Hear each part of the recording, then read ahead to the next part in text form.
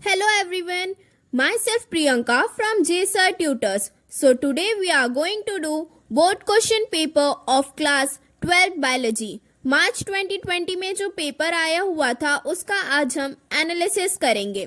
Timing है 3 hours. So let's start with section A. So section A में जो question number 1 होता है वो एज यूजुअल हमारा एमसीक्यू बेस्ड होता है. सो उसका फर्स्ट सब क्वेश्चन देखते हैं. Which of the following is most appropriate for thalassemia?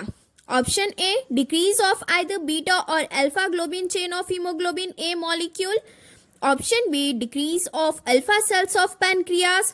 Option C, decrease of WBC count. And option D, decrease of blood platelets.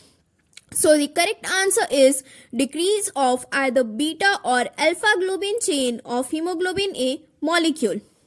Second, injury to dash causes sudden death. Option A, cerebrum. Option B, pons varoli. Option C, medulla oblongata. And option D, diencephalon. So the correct answer is medulla oblongata. अगर हमारे medulla oblongata में कोई भी injury हुई तो हमारी sudden death भी हो सकती है. ऐसा क्यों होता है? बिकॉज जो मेडुला ऑब्लोंगेटा है वो हमारी बॉडी में जितने भी इनवॉलेंट्री फंक्शंस होते हैं उन्हें परफॉर्म करता है. Okay. Third, name the smooth muscle of urinary bladder. Option A, cardiac muscle. Option B, detrusor muscle. Option C, dartos muscle. And option D, gubernaculum. So the correct answer is detrusor muscle. हमारे urinary bladder में जो smooth muscle present होती है उसे हम क्या कहेंगे? Detrusor muscle. Fourth, identify the cell labelled A in the TS of testis. So यहाँ पर ये जो हमें फिगर दी हुई है ये टीएस ऑफ टेस्टिस है. सो यहाँ पर ये जो ए है वो क्या डिनोट कर रहा है वो हमसे पूछा है. Option A, Leydig cells. Option B, basement membrane. Option C, sperm. And option D, Sertoli cells. So the correct answer is Sertoli cells. Figure में ये जो A है वो क्या डिनोट कर रहा है कि ये जो सेल्स दिख रही है वो कौन सी है? Sertoli cells है. Okay. Fifth, dash represents connecting link between amphibians and reptiles. Option A, Seymouria. Option B, Archaeopteryx. Option C, इक्टियोस्टिगिया.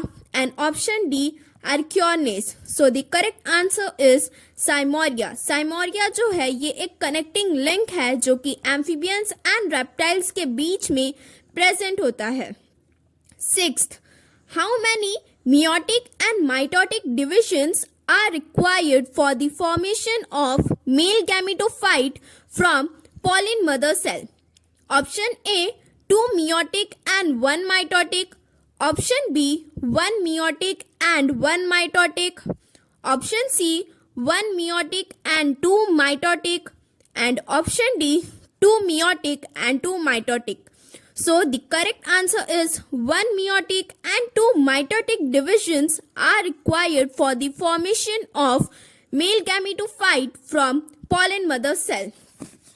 Now question number 7th. So question number 7 में हमसे क्या कहा है? Dash is the common pathway for aerobic and anaerobic respiration. Option A, Krebs cycle. Option B, EDS. Option C, Calvin cycle.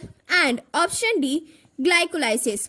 So the correct answer is glycolysis. Glycolysis जो है ये हमारा एक कॉमन पाथवे होता है between aerobic and anaerobic respiration. 8th, find the odd man out with respect to chemoautotrophs. Option A, Nitrosomonas. Option B, Chromatium. Option C, Thiobacillus. And option D, Ferrobacillus. So the correct answer is Chromatium. 9th, genotype of blood group AB in human is dash. Option A, IAIB. Option B, IBI. Option C, IAIA. And option D, II. So the correct answer is IAIB.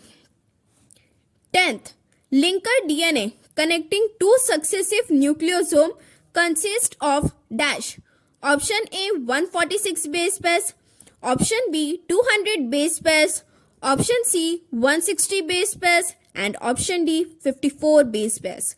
So the correct answer is 54 base pairs. So यहाँ पर हमारा section A का जो question number 1 रहता था, जो कि हमारा एमसीक्यू बेस्ड होता था, वो कंप्लीट हो गया है.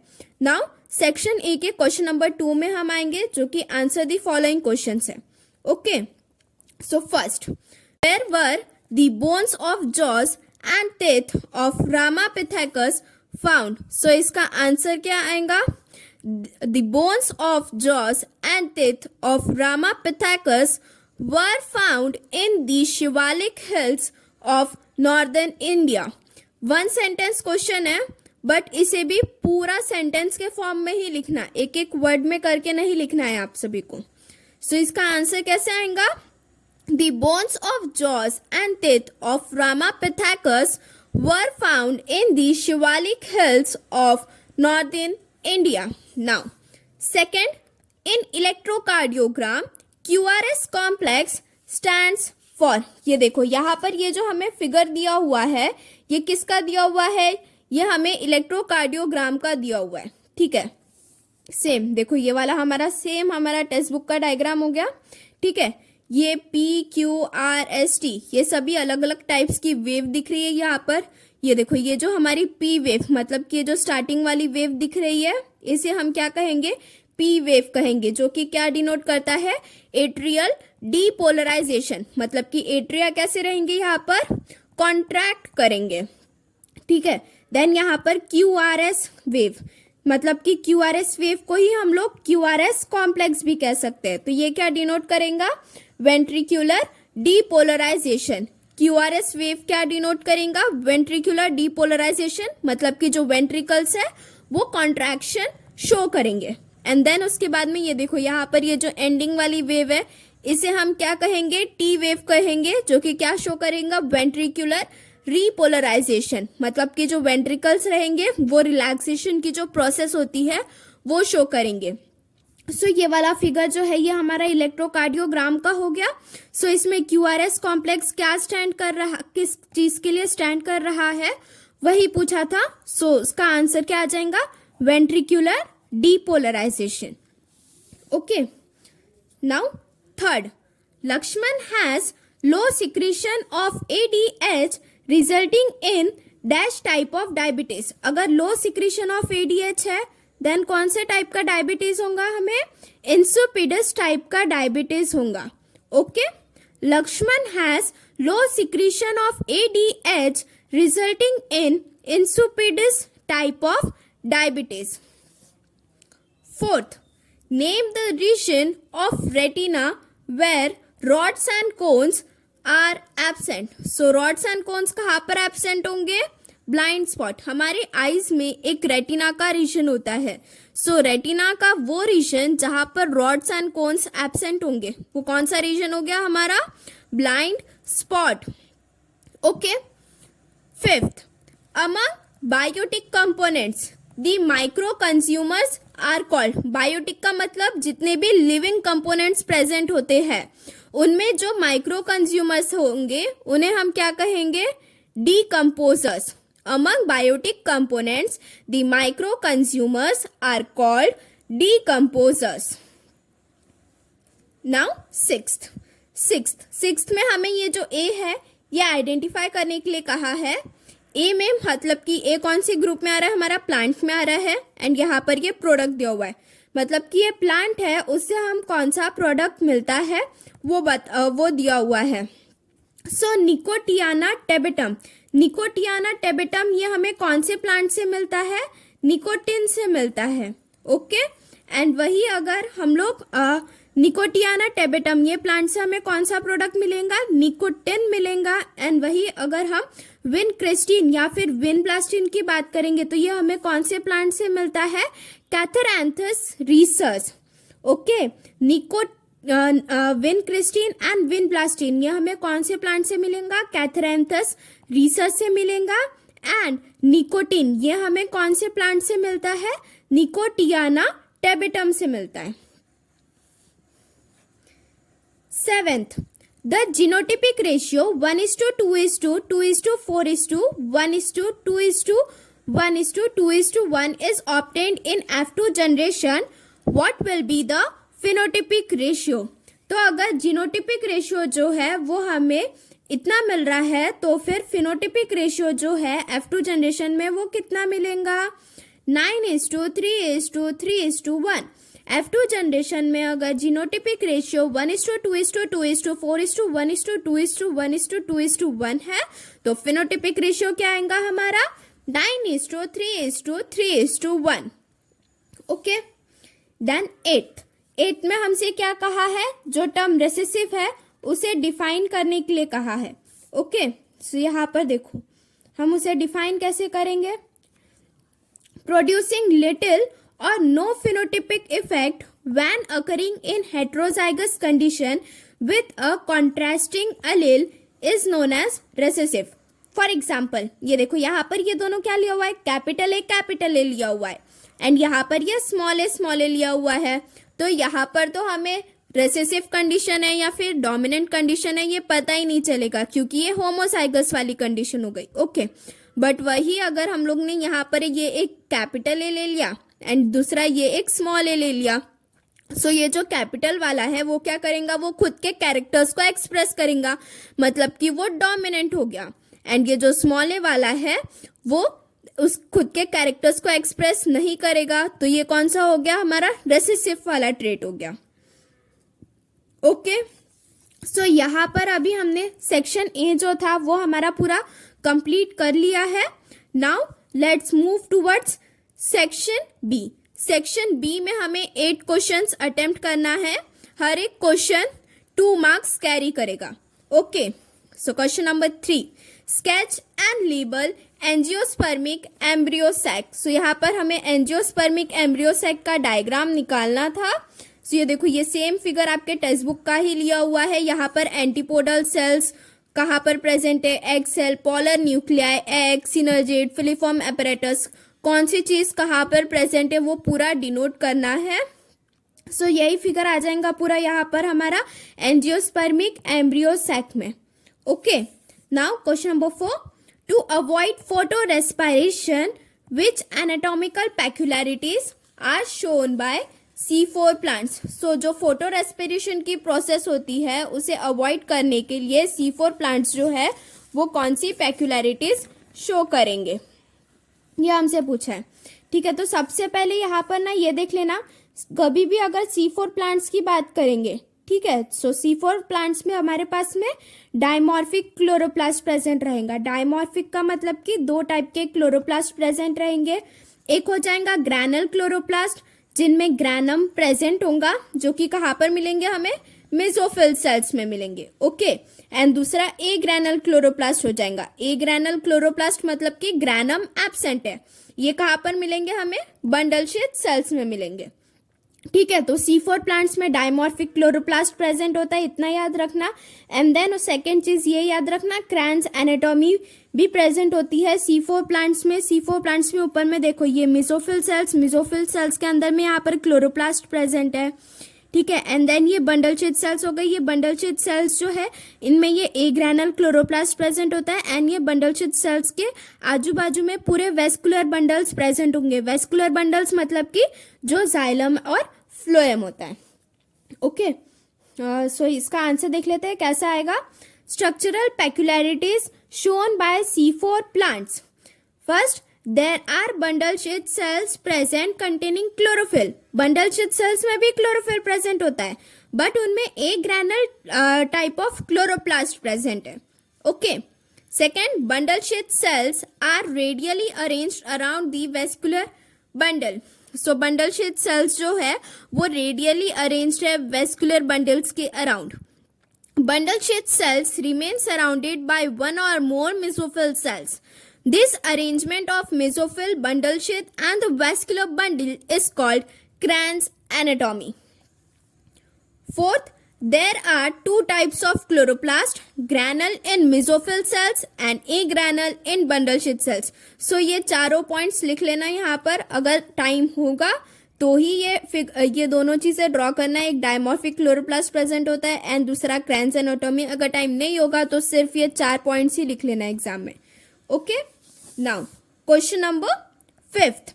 Analyst the steps involve in rDNA technology. RDNA technology का मतलब क्या हुआ? Recombinant DNA technology. सो सबसे पहले कौन कौन सी स्टेप्स आएंगी हमारे पास में? Isolation of DNA that is gene from the donor organism. तो सबसे पहले हम लोग क्या करेंगे? डोनर ऑर्गेनिज्म से जो हमारा DNA that is gene of interest होता है उसे हम क्या करेंगे? आइसोलेट करेंगे. आइसोलेट करने के बाद में इंसर्शन की प्रोसेस करेंगे. जो आइसोलेटेड डीएनए रहेगा उसे हम क्लोनिंग वेक्टर में या फिर व्हीकल डीएनए में इंसर्ट कर देंगे. देन उसके बाद में ट्रांसफर ऑफ रिकॉम्बिनेंट डीएनए हो जाएगा एक सुटेबल कॉम्पिटेंट होस्ट या फिर क्लोनिंग ऑर्गेनिज्म में. जब ट्रांसफर हो जाएगा उसके बाद में जो ट्रांसफॉर्म्ड होस्ट सेल्स होते हैं उनके सिलेक्शन की प्रोसेस होंगी. सिलेक्शन की प्रोसेस होने के बाद में मल्टीप्लिकेशन मतलब कि मल्टीपल कॉपीज फॉर्म होने लग जाएंगी. Okay, and then 6th point में क्या आ जाएगा? Expression of the gene to obtain the desired product. तो जीन जो है वो फिर उसका जो एक्सप्रेशन है वो शो करने लगेगा कोई भी एक डिजायर्ड प्रोडक्ट को ऑब्टेन करने के लिए. ओके, सो इसमें कैसे लिखना है? एक क्वेश्चन क्या था हमारा? Analyst the steps involve in rDNA technology. So the steps involved in rDNA technology are isolation of DNA that is gene from the donor organism, insertion of desired foreign gene into a cloning vector that is vehicle DNA, transfer of rDNA into suitable competent host or cloning organism, selection of the transformed host cell, multiplication of transformed host cell, expression of gene to obtain the desired product. Okay, now question number 6. Question number 6 में यहाँ पर हमसे क्या कहा है? Define the terms. First bio patent and second bio piracy. So सबसे पहले हम यही देख लेते हैं कि बायो पेटेंट का मतलब क्या होता है. फॉर एग्जाम्पल हमने कोई भी एक प्रोडक्ट को लॉन्च किया तो वो प्रोडक्ट के राइट सिर्फ हम तक के रहने चाहिए. वो प्रोडक्ट जो है वो किसी दूसरे इंसान ने चुराना नहीं चाहिए. तो उसके लिए जो गवर्नमेंट रहती है वो क्या करती है? एक पेटेंट ग्रांट कर देंगी हमें, जिससे कि कोई दूसरा इंसान वो जो प्रोडक्ट हमने लॉन्च किया है उसके आइडियाज ना चुरा पाए या फिर ना ही वो प्रोडक्ट को सेल कर पाए. सो उसे हम क्या कहेंगे? Biopatent. A biopatent is a patent granted by the government to the inventor for biological entities and for products obtained from them. It allows the patent holder to prevent others from making, using, selling or importing the protected invention for a limited period of time. Then second term जो हमें define करना था वो क्या था? Bio piracy. Bio piracy का मतलब क्या होता है कि कोई इंसान ने अगर कोई प्रोडक्ट लॉन्च किया तो हमने वो प्रोडक्ट को चुरा लिया, उसके आइडियाज को चुरा लिया एंड देन खुद के नाम से सेल करने लग गए. सो उसे हम क्या कहेंगे? Biopiracy. It is defined as theft of various natural products and then selling them by getting patent without giving any benefits or compensation back to the host country. Now, question number 7th. Give the flow chart of central dogma. Central dogma का मतलब क्या होता है? जो DNA से mRNA बनने की process होती है एंड देन एमआरएनए से प्रोटीन बनने की जो प्रोसेस रहेंगी इसे ही हम क्या कहेंगे? सेंट्रल डॉगमा कहेंगे. ओके, सो जो डीएनए से एमआरएनए बनने की प्रोसेस होती है, एमआरएनए का मतलब हुआ मैसेंजर आरएनए, उसे हम क्या कहेंगे? ट्रांसक्रिप्शन. एंड देन एमआरएनए से जो प्रोटीन बनने की प्रोसेस होती है उसे हम क्या कहेंगे? Translation. Double stranded DNA molecule give rise to mRNA which acts as a messenger to program the synthesis of a polypeptide chain that is protein. This type of unidirectional flow of information from DNA to RNA, मतलब कि DNA से mRNA, ये देखो DNA से mRNA बना, फिर mRNA से protein बना। सो यहाँ पर जो इन्फॉर्मेशन है वो सिर्फ एक ही डायरेक्शन में फ्लो कर रही है, तो इसलिए यहाँ पर क्या कहा है, यूनिडायरेक्शनल फ्लो कहा है। This type of unidirectional flow of information from DNA to RNA to protein or proteins is referred as central dogma of molecular biology. Okay, now question number 8. So 8 में देखो यहाँ पर हमसे क्या कहा है, how will you identify that F1 hybrid is homozygous or heterozygous? Explain it with suitable example. अगर हमें ये आइडेंटिफाई करना रहता है कि जो F1 हाइब्रिड है वो होमोजाइगस है या फिर हेट्रोजाइगस है, सो उसके लिए हम लोग क्या करेंगे, टेस्ट क्रॉस परफॉर्म करते हैं। ओके, सो देखो यहाँ पे कैसा आएगा इसका answer. In order to identify whether F1 hybrid is homozygous और heterozygous we will perform test cross. Okay, so test cross जो होता है वो अगर हमें कोई भी प्लांट का जीनोटाइप पता करना रहेगा ना, उसके लिए भी हम लोग टेस्ट क्रॉस परफॉर्म करते हैं, ठीक है। और टेस्ट क्रॉस का मतलब क्या होता है, it is the cross between F1 hybrid with the homozygous recessive parent, तो उसे हम क्या कहेंगे, टेस्ट क्रॉस कहेंगे। So, in order to identify whether F1 hybrid is homozygous or heterozygous, we will perform test cross. Because test cross can be used to find out the genotype of any plant with dominant expression.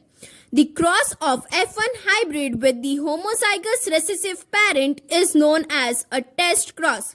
Suppose we have to find out the genotype of a pea plant with purple dominant flower. So we will perform the test cross with a pea plant having white flower. So यहाँ पर हम लोग ने दो white flowers ले लिए and हमें जो पर्पल फ्लावर है उसका जीनोटाइप फाइंड आउट करना था। ओके, सो ये देखो यहाँ पर ये white फ्लावर के स्मॉलर आ गए क्योंकि वो रेसेसिव है, यहाँ पर भी स्मॉलर आ गए। पर्पल कलर जो था वो फ्लावर का वो कैसा था, डोमिनेंट था, तो एक तो वो कैपिटल आर हो सकता है, नहीं तो कैपिटल आर स्मॉल आर हो जाएगा। तो ये कैपिटल आर को ब्रेक करेंगे दो कैपिटल आर में एंड एक कैपिटल आर स्मॉल आर को ब्रेक करेंगे capital R and small R, फिर उसके बीच का हम लोग ने क्रॉस परफॉर्म कर लिया। Okay, if all flowers produced are violet then we can conclude that the plant is homozygous. तो जितने भी फ्लावर्स यहाँ पर प्रोड्यूस होंगे अगर वो वायलेट कलर के हुए देन हम ये कह सकते हैं कि जो प्लांट है वो कैसा है, होमोजाइगस है। बट वही अगर हमारे पास में वायलेट एंड वाइट दोनों ही कलर के फ्लावर्स प्रोड्यूस हो गए 1:1 की रेशियो में, देन वो जो प्लांट है वो कैसा रहेगा, हेट्रोजाइगस रहेगा। Okay, if all flowers produced are violet, then we can conclude that the plant is homozygous, and if we get violet and white flowers in the ratio 1:1, then we can conclude that the plant is heterozygous. Okay, then question number 9. Question number 9 में हमसे क्या कहा है, give any two contrasting traits studied by Mendel. So Mendel ने 7 pairs of contrasting traits study किया था, उनमें से हमें कोई भी 2 ट्रेड्स का बताना है, ठीक है। सो यहाँ पर आप लोग कोई भी ले सकते हो, सीड शेप या फिर सीड कलर। तो सीड शेप में जो डोमिनेंट रहेगा वो राउंड है एंड रेसेसिव है, जो व्रिंकल्ड आ जाएगा सीड शेप। सीड कलर की बात करेंगे, सीड कलर जो है उसमें डोमिनेंट येलो कलर आ जाएगा एंड रेसेसिव हमारे पास में ग्रीन कलर आ जाएगा। Okay, so now question number 10th। Question number 10th में यहाँ पर देखो, यहाँ पर हमें एक कॉलम 1 एंड कॉलम 2 दिया हुआ है। सो एग्जाम में कॉलम 1 के आगे में ही कॉलम 2 में आंसर लिखना, ऐसा नहीं कि ऐसे क्रॉस कर दिए या फिर अभी यहाँ पर मैंने जैसे लिखा है वैसे लिख दिए डायरेक्ट आंसर। सिर्फ 1 के आगे में जैसे मैकेनिकल मीन्स का आंसर क्या है, डायफ्राम है, तो मैकेनिकल मीन्स के आगे में ही डैश करके डायफ्राम लिखना है। ओके, देन फिजियोलॉजिकल डिवाइस में क्या आएगा, सहेली आएगा। थर्ड, केमिकल डिवाइस में क्या आ जाएगा, जितनी भी जेलीज वगैरह होती है वो सब आ जाएगा। एंड देन परमानेंट मेथड में क्या आएगा, vasectomy. Okay, question number 11, redraw complete and label the diagram given below which relates to reflex arc. So यहाँ पर हमें ये रिफ्लेक्स आर्क का डायग्राम दिया हुआ है, ये डायग्राम को आपको रीड्रॉ करना है एंड देन लेबलिंग वगैरह भी शो करनी है। सो ये देखो यहाँ पर मैंने ये सेम डायग्राम दिया हुआ है, यहाँ पर आपको ये लेबल करके ये पूरा शो करना है कि डॉर्सल रूट गैंग्लिया कौन सा है, ग्रे मैटर कौन सा है, व्हाइट मैटर कौन सा है, मोटर न्यूरॉन कौन सा है, ये सब चीज़ें डिनोट करनी है सेम एज इट इज़। के जो डायग्राम है ये स्केच करना एंड देन उसकी लेबलिंग करना है ऐसे।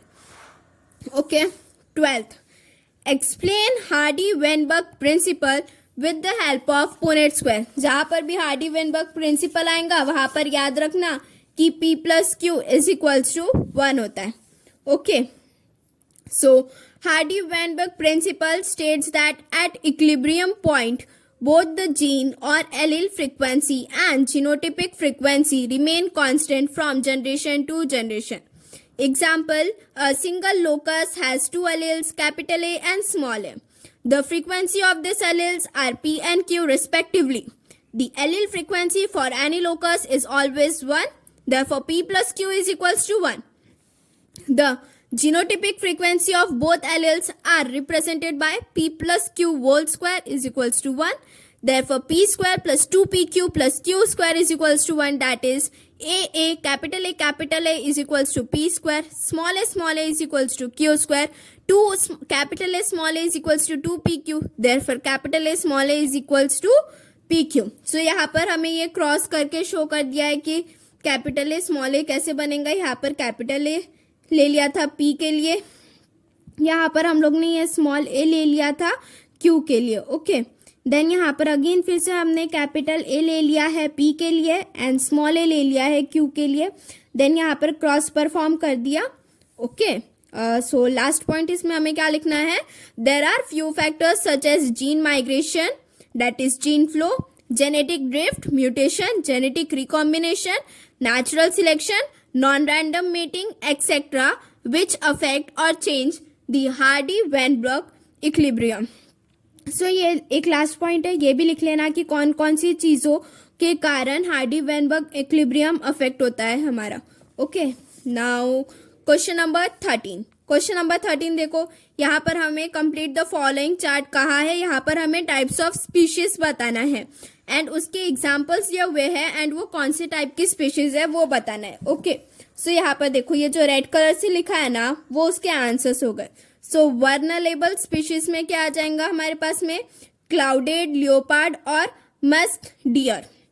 देन रेयर स्पीशीज के एग्जाम्पल में क्या आ जाएगा, great Indian bustard and Hawaiian monk seal. Third, intermediate species के एग्जाम्पल्स क्या आ जाएंगे, 3 branded armadillo Brazil and short eared rabbit Sumatra.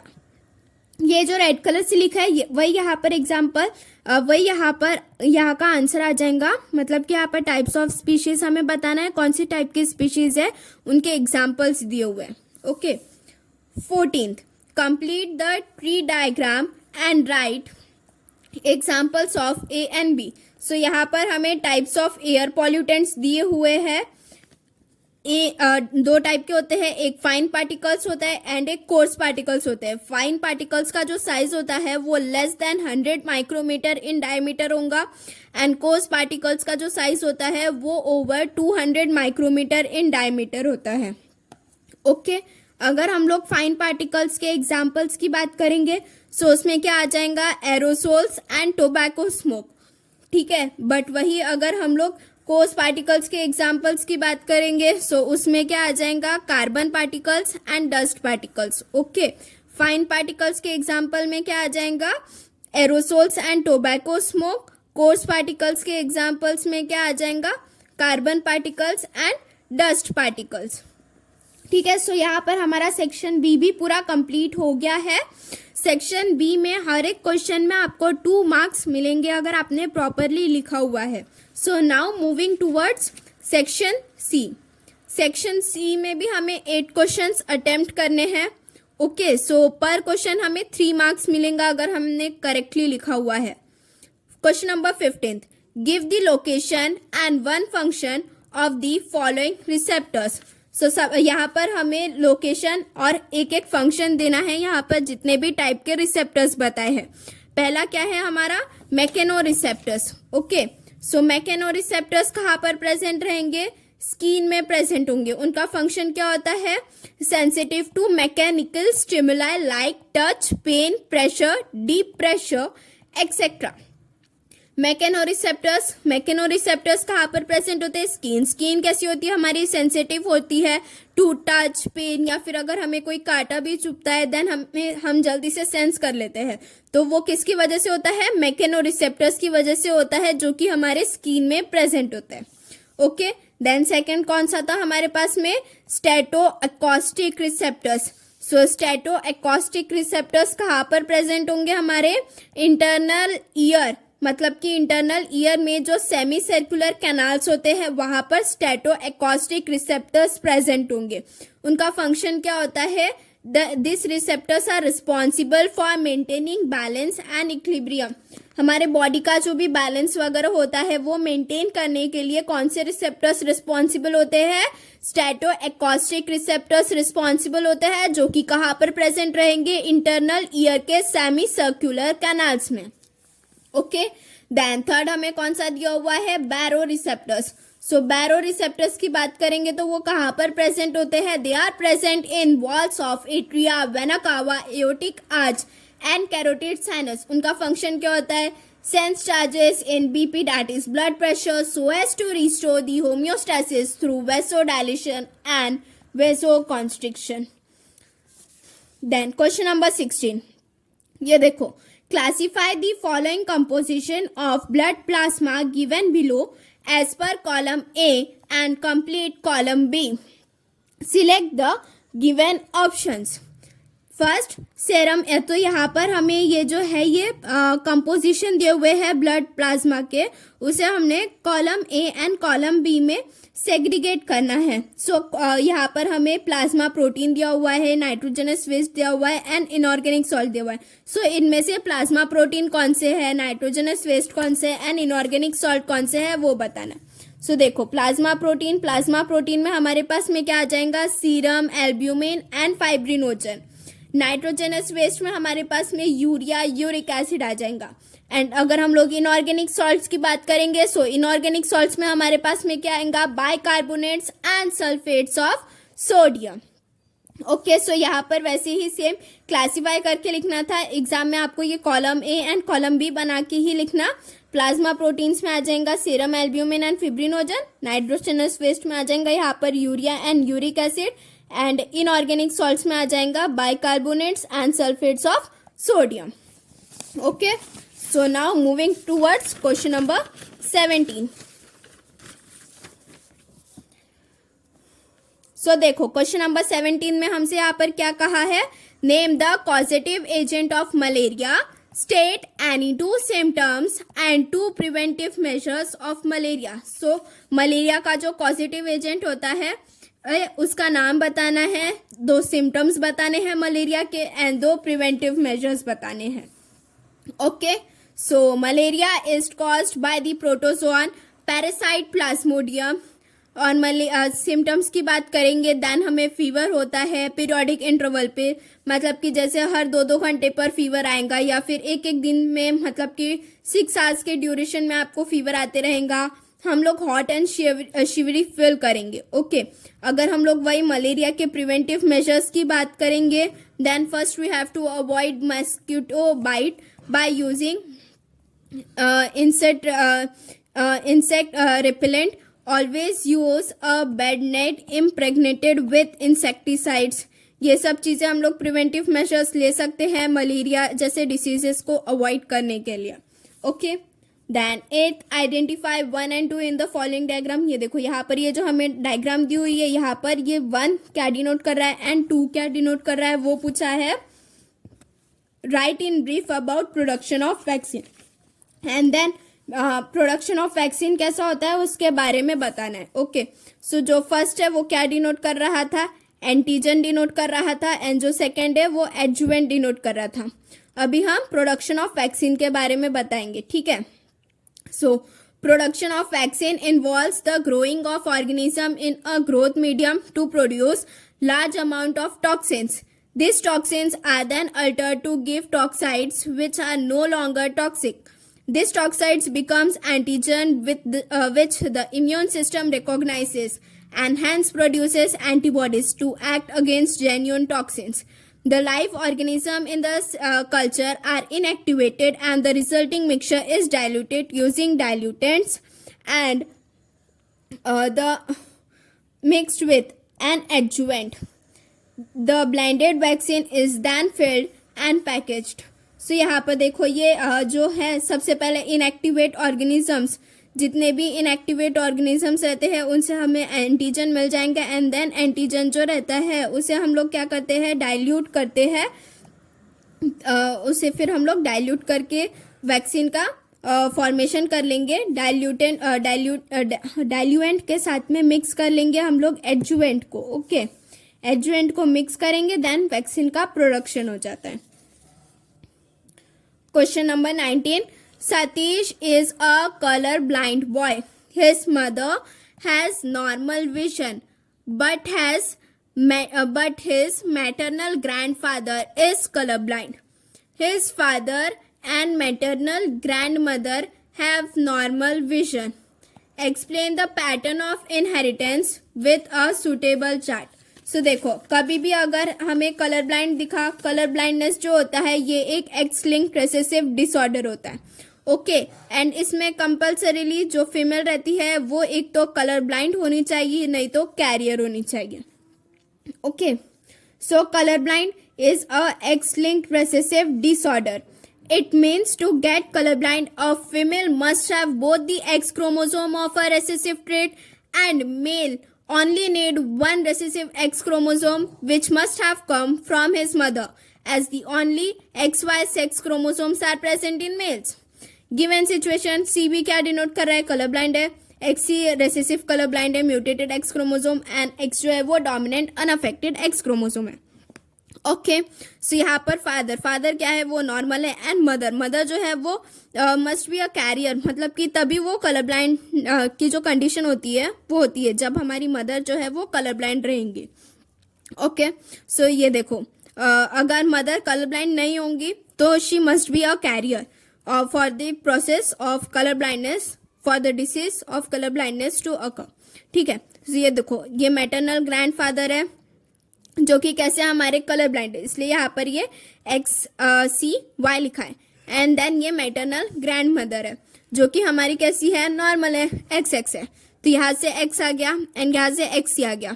सो ये दोनों मिलके क्या बना लेंगे, हमारा मदर कैसी हो गई, यहाँ पर कैरियर हो गई for the disease colour blind. तो मदर कैरियर हो गई तो यहाँ से हमें एक X भी मिल जाएगा और एक XC मिल जाएगा एंड फादर से हमें XY मिलता है. सो यहाँ से Y आ गया तो जो सतीश है वो यहाँ पर हमारा कलर ब्लाइंड बन जाता है.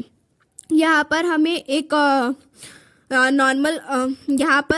नॉर्मल बॉय भी मिलेगा, यहाँ पर एक कलर ब्लाइंड बॉय भी मिल रहा है. ओके, और एक नॉर्मल गर्ल भी मिलेगी.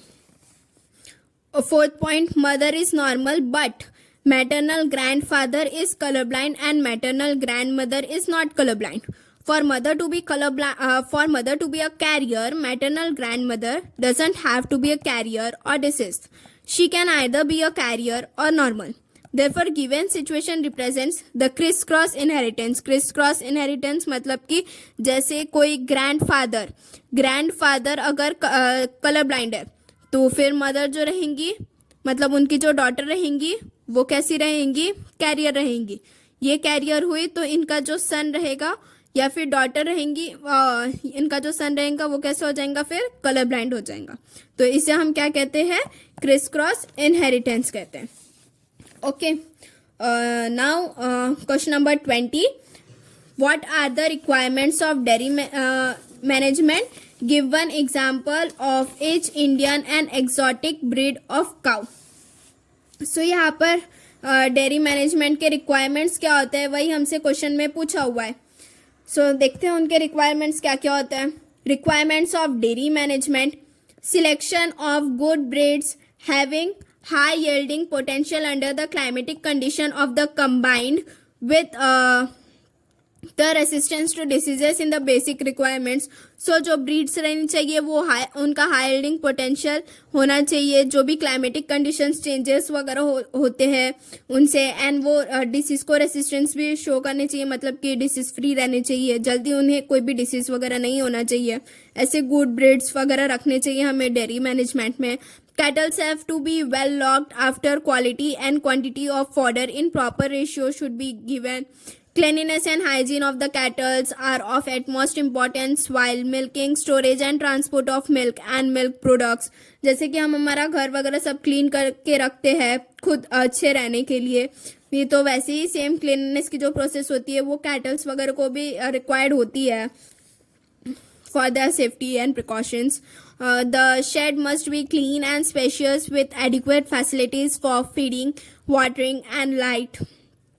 Identification of health problems, diseases and rectification by veterinary doctors. So जो जानवर के डॉक्टर्स होते हैं उन्हें हम वेटनरी डॉक्टर्स बोलते हैं, चूँकि मैंडेटरी रहना चाहिए, मतलब कि वेटनरी डॉक्टर्स आके ऐसे चेक करते रहना चाहिए एनिमल्स वगैरह को कि उन्हें कोई हेल्थ प्रॉब्लम या फिर डिसीज वगैरह तो नहीं है। Okay. Milk processing, marketing and distribution play a vital role in the dairy industry.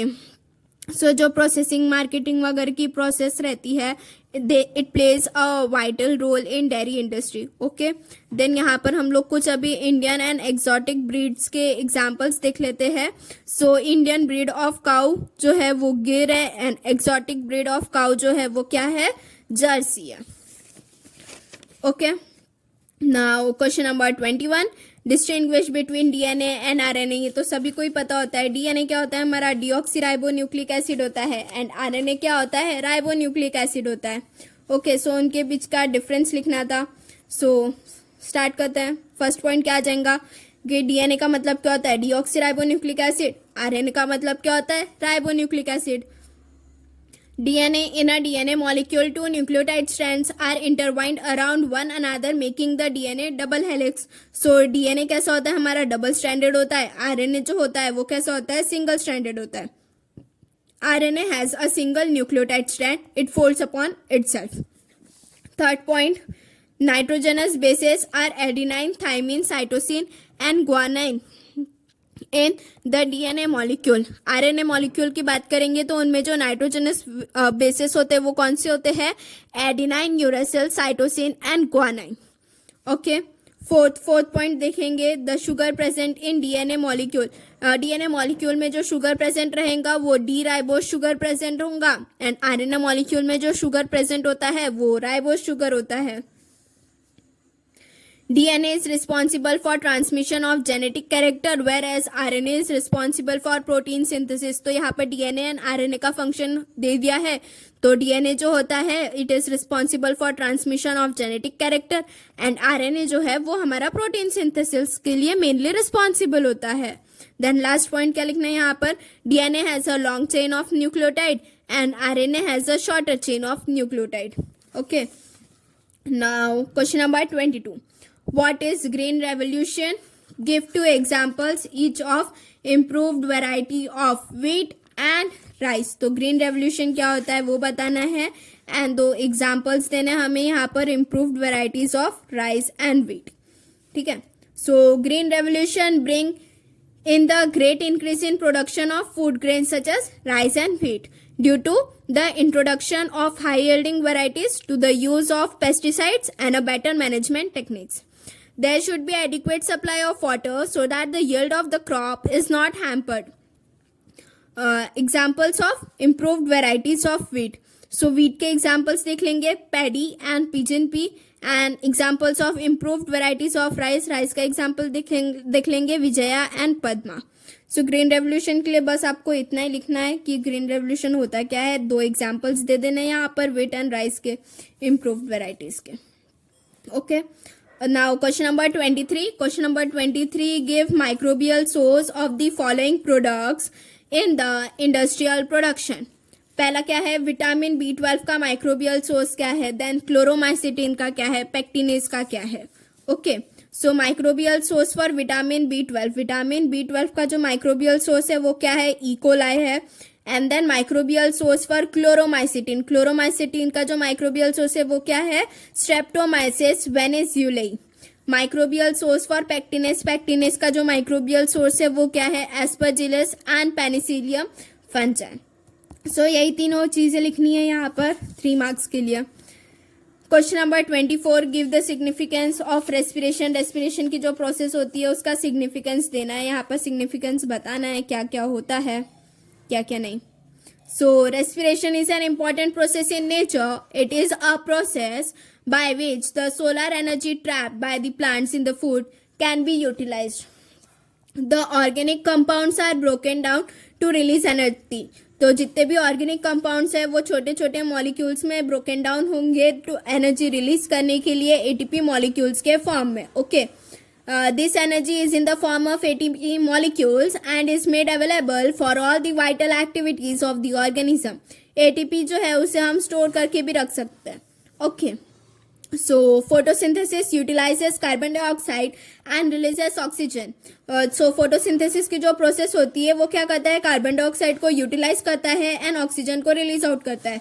But वही अगर हम रेस्पिरेशन की प्रोसेस की बात करेंगे तो रेस्पिरेशन के प्रोसेस में हम लोग ऑक्सीजन का यूज करते हैं एंड कार्बन डाइऑक्साइड को रिलीज करते हैं, which is then used by plants. So respiration and photosynthesis are complementary to each other and together maintain the delicate oxygen carbon dioxide balance in nature.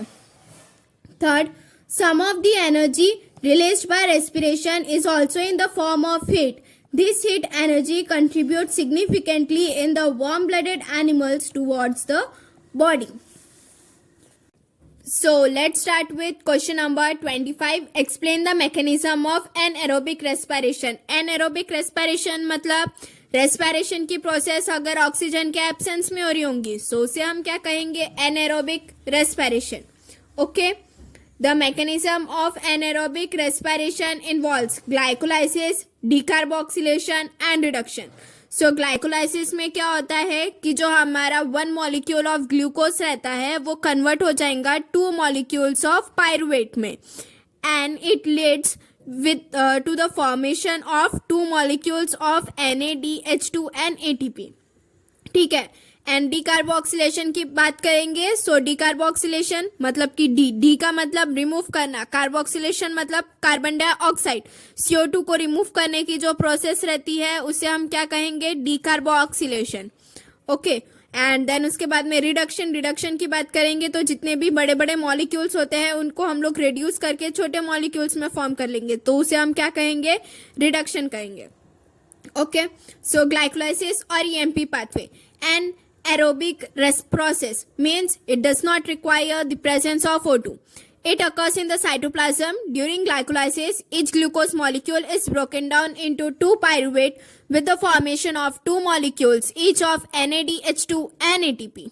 ठीक है, सो ये देखो यहाँ पर ये हमारे CH3CO COO और माइनस यहाँ पर ये पायरुवेट का फॉर्मेशन हो गया। ठीक है, देन डीकार्बोक्सिलेशन मतलब कि यहाँ पर जो भी मॉलिक्यूल है उसमें से हम लोग CO2 को रिमूव करेंगे। In this step pyruvate undergoes, pyruvate मतलब कि ये CH3CO नेगेटिव जो यहाँ पर ग्लाइकोलाइसिस के प्रोसेस में फॉर्म हुआ था, तो पायरुवेट जो रहता है वो डीकार्बोक्सिलेशन की प्रोसेस शो करेंगे। मतलब कि ये पायरुवेट का जो फॉर्मूला था CH3COOH था, इसमें से ये जो CO2 मॉलिक्यूल दिख रहा है ये रिमूव आउट हो जाएगा। देन ये किसका फॉर्मेशन कर लेगा, एसिटल्डिहाइड का फॉर्मेशन करेगा। ओके, एंड ये जो डीकार्बोक्सिलेशन की प्रोसेस होती है वो कौन से एंजाइम के प्रेजेंस में होंगी, पायरुवेट डीकार्बोक्सिलेज के प्रेजेंस में होंगी। देन रिडक्शन, जब अभी अगर हम लोग रिडक्शन की बात करेंगे सो इसमें क्या होता है, this reaction can be done in 2 ways depending upon the organism. हम लोग ऑर्गेनिज्म के बेसिस पे जो रिडक्शन की प्रोसेस रहती है वो 2 तरह से कर सकते हैं, एक तो अल्कोहल फर्मेंटेशन एंड दूसरा लैक्टिक एसिड फर्मेंटेशन। ओके, सो अल्कोहल फर्मेंटेशन में क्या होता है कि जो एसिटल्डिहाइड रहता है उसे हम लोग इथाइल अल्कोहल में रिड्यूस कर देते हैं। एसिटल्डिहाइड कहाँ पर बना था हमारा, यहाँ पर ये डीकार्बोक्सिलेशन की प्रोसेस में एसिटल्डिहाइड बना था। एसिटल्डिहाइड कैसे बना, पायरुवेट से एसिटल्डिहाइड बना। सो पायरुवेट कैसे बना, ग्लाइकोलाइसिस की प्रोसेस के थ्रू पायरुवेट बना। ठीक है, सो यहाँ पर अल्कोहल फर्मेंटेशन में क्या होता है कि जो एसिटल्डिहाइड रहता है उसे हम क्या करते हैं, रिड्यूस करते हैं इथाइल अल्कोहल में in the presence of enzyme dehydrogenase enzyme के प्रेजेंस में जो एसिटल्डिहाइड है CH3CH जो है उसे हम लोग इथाइल अल्कोहल C2H5OH में रिड्यूस कर देते हैं। ओके, देन यहाँ पर क्या आएगा हमारा lactic acid fermentation. Second, lactic acid fermentation में क्या होता है, in some bacteria decarboxylation does not occur and pyruvate undergoes reduction to form lactic acid। तो कुछ ऑर्गेनिज्म में जो डिकार्बोक्सिलेशन की प्रोसेस होती है ना वो नहीं होती है, तो इसलिए जो पायरुवेट फॉर्म हुआ है हमारा ग्लाइकोलाइसिस की प्रोसेस में वो डायरेक्टली रिड्यूस हो जाता है लैक्टिक एसिड फॉर्म करने के लिए। सो ये जो लैक्टिक एसिड फर्मेंटेशन की जो प्रोसेस रहती है वो भी किसके प्रेजेंस में होंगी, डिहाइड्रोजिनेस एंजाइम के प्रेजेंस में ही होगी। Okay, so now question number 26। Question number 26 में हमें क्या बताना है, describe the role of citizens in solid waste management. Solid waste management में सिटीजन्स क्या रोल प्ले करते हैं वो सब बताना है यहाँ पर। Okay, so citizens play a vital role in solid waste management. They are based on solid waste management programs such as Swachh Bharat Abhiyan. If an individual wills, then only our country would be clean. Citizens can do following to reduce waste. First, reduce solid. Reduce solid waste at source means using less paper and less use of plastic carry bags. वही है, plastic carry bags वगैरह use मत करो, paper का use थोड़ा कम करो, मतलब जितना यूज है उतना ही करो, बिना मतलब का पेपर वेस्ट वगैरह मत करो। Reuse solid, reuse making manure out of decomposable waste, making notebooks out of unused paper. Okay, recycle means separating plastic, metal, rubber and glass and sending it to recycling for the manufacture of other products. The citizens must ensure to keep their household clean, thereby helping in cleaning the surrounding. Citizens must follow the rules and regulations which are laid by the government to ensure cleanliness. They must be aware of ill effects of littering the ground and must not make others of this too. So बस यही लिखना था solid waste management में citizens का कौन कौन सा role play करते हैं। ओके, सो यहाँ पर देखो, यहाँ पर हमारा सेक्शन सी भी पूरा कंप्लीट हो गया है। Now we will move towards section D. So section D में हमें 3 क्वेश्चंस अटेम्प्ट करने हैं जो कि 12 मार्क्स कैरी कर रहे हैं, मतलब कि पर क्वेश्चन हमें एक क्वेश्चन हमें 4 मार्क्स का है। ओके, सो क्वेश्चन नंबर 27 क्या कहा है हमसे, sketch the internal structure of heart, label all the valves present in it, mention the function of any one valve in the heart. So ये देखो, ये सेम डायग्राम आपके टेक्स्ट बुक का ही लिया हुआ है। यहाँ पर मैंने ये आपको पूरा बनाना है, स्केच करना है एंड देन कौन कौन सी वॉल्व्स प्रेजेंट होती है हार्ट में वो सब बताना है। ठीक है, सो जो हमारा ह्यूमन हार्ट होता है उनमें 3 टाइप्स की वॉल्व्स प्रेजेंट होती है। कौन कौन सी, ट्राइकस्पिड वॉल्व होती है सबसे पहले। ट्राइकस्पिड वॉल्व कहाँ पर प्रेजेंट होंगी, जो right atrium and right ventricle होता है उन दोनों के बीच में ट्राइकस्पिड वॉल्व प्रेजेंट होंगी। ओके, दूसरी वॉल्व कौन सी होती है हमारी, बाइकस्पिड वॉल्व होती है। बाइकस्पिड वॉल्व कहाँ पर प्रेजेंट होती है, left atrium and left ventricle के बीच में बाइकस्पिड वॉल्व प्रेजेंट होती है। एंड देन सेमिल्यूनर वॉल्व की बात करेंगे। सो सेमिल्यूनर वॉल्व कहाँ पर प्रेजेंट है, यहाँ पर ये थोड़ा सा दिख रहा है ना, जो एओर्टा जा रहा है यहाँ से। सो सेमिल्यूनर वॉल्व कहाँ पर प्रेजेंट है, यहाँ पर प्रेजेंट है ये। जनरली वॉल्व का जो फंक्शन होता है वो क्या होता है, they prevent actually back flow of blood. Back flow of blood जो होता है उसे प्रिवेंट करते हैं। सो यहाँ पर हम लोग ने ये जो ट्राइकस्पिड वॉल्व है उसका फंक्शन बता दिया है। The tricuspid valve helps keep blood flowing in the right direction through the heart. It separates one of the heart's two upper and lower chambers, that is the atria and the ventricle. Atria ventricle को separate करके रखने का काम करता है tricuspid valve. Sketch the internal structure, ये हो गया हमारा क्वेश्चन नंबर 27। अब हम क्वेश्चन नंबर 28 देखेंगे। 28 में हमसे क्या कहा है, with the help of suitable diagrammatic representation explain HSK pathway. ठीक है, तो ये जानबूझ के यहाँ पर कंफ्यूजन के लिए एचएस के पाथवे दे देते हैं। एचएस के पाथवे कुछ नहीं है, जो हमारा नॉर्मल C4 पाथवे होता था ना, वही है। सो यहाँ पर देखो, यहाँ पर C4 पाथवे है, ये पूरा डायग्राम से पहले एक्सप्लेन कर रही हूँ, बाद में पॉइंट्स कौन कौन से लिखने हैं वो है, ठीक है। सो एचएस के पाथवे में सबसे पहले ये याद रखना कि दो एचएस के पाथवे बोल रही हूँ, C4 प्लांट्स, ठीक है। सो C4 प्लांट्स में दो टाइप के सेल्स प्रेजेंट होंगे, इतना याद रखना। ऊपर में हमारे पास में मेसोफिल सेल्स प्रेजेंट होंगे एंड नीचे में बंडल शीट सेल्स प्रेजेंट होंगे, ठीक है। मेसोफिल सेल्स में यहाँ पर ये देखो, ये पेप दिया हुआ है, पीईपी। पीईपी का फुल फॉर्म क्या है? Phosphoenol pyruvate. फॉस्फोइनॉल पायरुवेट को ही हम फॉस्फोइनॉल पायरुविक एसिड भी कह सकते हैं। तो फॉस्फोइनॉल पायरुविक एसिड जो है वो ऑक्सैलो एसीटेट में कन्वर्ट हो जाता है, मतलब कि ऑक्सैलो एसिटिक एसिड में। तो इसको कैसे लिख लेना? Peppa OAA। मैलेट को लिख लेना malic acid, malic acid. And ये क्या हो गया हमारा? पायरुविक एसिड हो गया, ठीक है। सो इसको याद करने के लिए सिर्फ C4 पाथवे में ऐसा याद रख लेना, Peppa OAA, malic acid and pyruvic acid.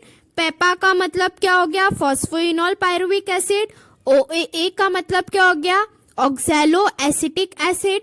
ये मैलिक एसिड एंड ये पायरुविक एसिड, ठीक है। सो ऊपर में हमारे पास में यहाँ पर PEPA रहेगा, OAA रहेगा और मैलेट रहेगा। फिर ये जो मैलेट यहाँ पे बनता है वो फिर फर्दर हमारा कहाँ पर ट्रांसफर हुआ है? ये देखो, बंडल शीट सेल्स में यहाँ पर ये मैलेट आया है एंड देन ये जो मैलेट है उससे फिर CO2 रिमूव होके वो पायरुवेट में कन्वर्ट हो जाता है एंड यहाँ पर ये जो पायरुवेट बना है बंडल शीट सेल्स में वो फिर मेसोफिल सेल्स में ट्रांसफर हो जाता है। सो ये देखो, ये पेपा मतलब कि फॉस्फोइनॉल पायरुवेट या फिर फॉस्फोइनॉल पायरुविक एसिड, ये क्या है? हमारा एक 3 कार्बन कंपाउंड है, ठीक है। सो ये पेप कार्बोक्सिलेज एंजाइम के प्रेजेंस में CO2 के साथ में कंबाइन होके क्या बनाएगा? ऑक्सैलो एसीटेट, ऑक्सैलो एसीटेट या फिर ऑक्सैलो एसिटिक एसिड। ये कैसा है? ये एक हमारा 4 कार्बन कंपाउंड है, ठीक है। फिर ये जो ऑक्सैलो एसीटेट रहता है ना, ये किस में कन्वर्ट हो जाएगा? मैलेट में कन्वर्ट हो जाएगा। सो मैलेट में कन्वर्ट होने तक की ये जो पूरी प्रोसेस रहती है वो कहाँ पर होंगी? मेसोफिल सेल्स में होंगी। देन मेसोफिल सेल्स से फिर जो मैलेट है वो कहाँ पर ट्रांसफर हो जाएगा? हमारा बंडल शीट सेल्स में ये मैलेट ट्रांसफर हो जाएगा। मैलेट भी कैसे हो गया? यहाँ पर ये हमारा 4 कार्बन कंपाउंड है, ठीक है।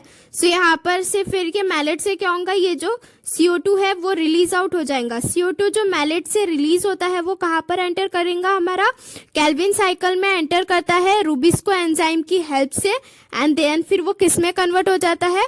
शुगर में कन्वर्ट हो जाता है। सो यहाँ पर ये जो मैलेट से CO2 मॉलिक्यूल रिलीज हुआ था तो उसकी वजह से जो मैलेट है वो किस में कन्वर्ट हो गया था? पायरुवेट, पायरुवेट में कन्वर्ट हो गया था, मतलब कि वो 3 कार्बन कंपाउंड था, ठीक है। पायरुवेट मतलब पायरुविक एसिड। फिर उसके बाद में उसका और रिडक्शन का प्रोसेस हुआ, मतलब कि जो ATP था वो AMP that is adenosine monophosphate में कन्वर्ट हुआ, रिडक्शन की प्रोसेस हुई तो फॉस्फोइनॉल पायरुवेट यहाँ पर बन गया, ठीक है। सो C4 प्लांट्स या फिर C4 पाथवे में ये मेसोफिल सेल्स एंड ये एक बंडल शीट सेल्स, ये 2 चीजें इंपॉर्टेंट है, तो ये याद रखना। अभी सेंटेंसेस में देख लेते हैं कि कैसे लिखना है आंसर, ओके। सो यहाँ पर देखो, HS के पाथवे और H and slag pathway is a cyclic process.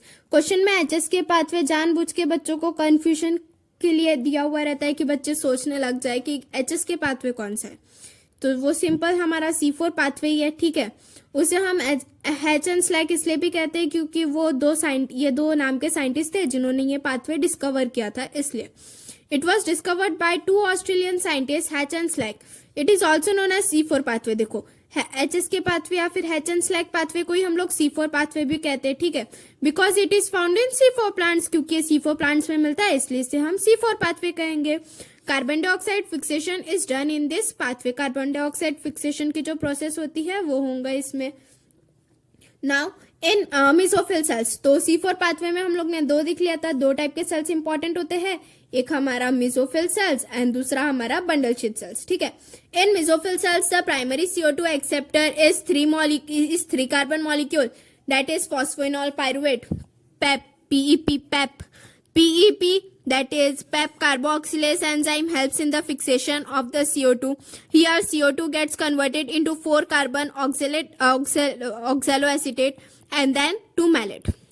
Then second point क्या आएगा यहाँ पर, in bundle sheath cells the malate gets converted into CO2. तो ये देखो ये malate जो है वो फिर क्या हो जाता है, CO2 और पायरुवेट में कन्वर्ट हो जाता है एंड यहाँ पर ये जो फिर CO2 है वो फिर हमारा केल्विन साइकिल में एंटर कर जाता था. This pyruvate transfer to the mesophyll cell. फिर ये देखो ये जो पायरुवेट बना था वो हमारा मेसोफिल सेल में ट्रांसफर हो गया. This pyruvate transfer to the mesophyll cell to form phosphoenol pyruvate and CO2 gets into the Calvin cycle and with the help of Rubisco enzyme it gets converted into sugar molecule. फिर उसके बाद में जो CO2 है वो हमारा Calvin cycle में enter कर जाएगा एंड देन Calvin cycle में एंटर करने के बाद में Rubisco enzyme के साथ में मिलके वो फिर sugar molecule में कन्वर्ट हो जाता है. ओके सो यहाँ पर हमारा क्वेश्चन नंबर 28 जो है वो भी कंप्लीट हुआ. Then question number 29, describe the process of fertilization in human with the help of 4 sequential diagram. ठीक है, तो यहाँ पर ह्यूमंस में जो फर्टिलाइजेशन की प्रोसेस कैसी होती है वो हमें एक्सप्लेन करना है. The process of fertilization includes beginning binding of sperm with zona pellucida. Okay, so ये देखो यहाँ पर ये 4 स्टेप्स है हमारी. सबसे पहले क्या होगा, जो स्पर्म रहेगा वो जो हमारा ओवम होता है, ओवम का जो आउटर लेयर दिख रहा है उसे, ये देखो ये ओवम है पूरा, ओवम का स्ट्रक्चर. ओवम का स्ट्रक्चर में ये जो आउटर लेयर दिख रही है इसे हमने क्या कहा है, जोना पेलुसिडा का है. सो स्पर्म जो आएगा वो सबसे पहले जोना पेलुसिडा के साथ में बाइंड होगा.